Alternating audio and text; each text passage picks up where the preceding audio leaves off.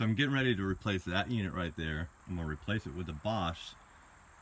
But I'm actually gonna move it from the side of the house here because first of all, the dryer vent is right there. Plus it's just hard to keep up with the cutting the grass or whatever around the side of it. Here's the model and serial number.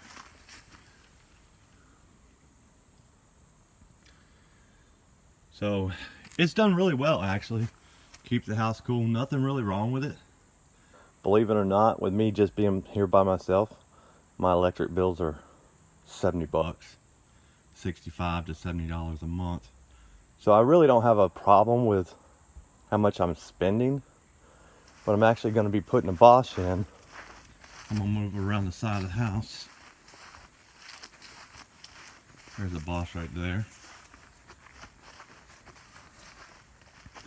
For whatever reason, there's a mysterious concrete pad here. Surround the side of the house, plus the water's right there. So it makes it easy to wash it when I need to. So once I get done setting the unit, it's less than 30 feet from here to the furnace inside.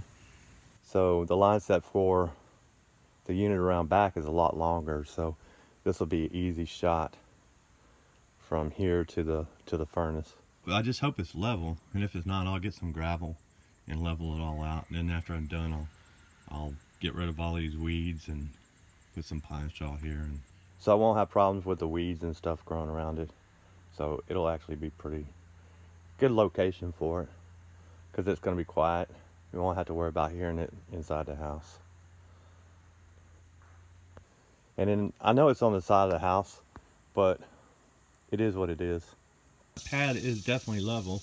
Look, I have a nickel sitting on top of the unit there. If this pad was unlevel, no way that nickel would stand up. Look, it's just a regular nickel.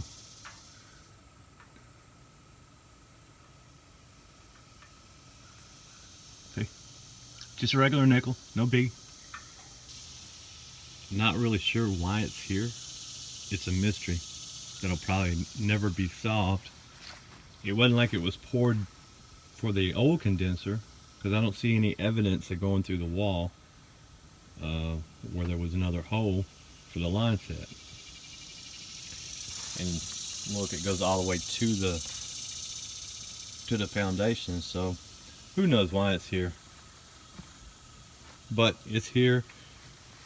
I didn't have to dig this thing out, so I took advantage of it. Anyway, stay tuned for the next segments. I guess my next one will be running the line set, and I will be using the zoom lock with running the line set. I'll have to braze one joint, and it's that one right there because it's actually too short. But this one here, I'm gonna cut that sucker off. Maybe I won't, because that copper feels kind of lumpy actually. It's not really smooth, so I'll probably braze this one here and braze that one. But yeah, that copper's kind of, I don't know what they did. But it's not really that smooth, so I'm not going to use the zoom lock. I'm not going to take a chance on cutting this bell off. Wow. Yeah, it's kind of lumpy. Not sure if you can see it, but I can definitely feel it. Said I'm going to do several segments on the install of this.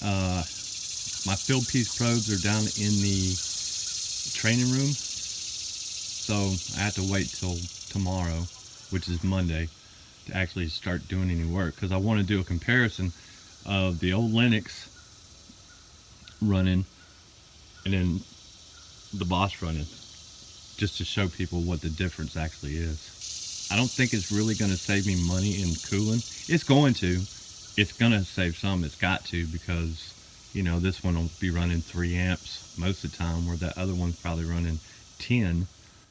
So this one will definitely save me money in cooling, but it's definitely going to save me money in heating, because over there, you see that tank? This house is propane, so making this thing dual fuel is going to be the way to go.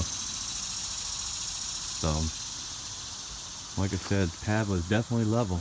I don't know what it was here for, so I don't know. Stranger things have happened.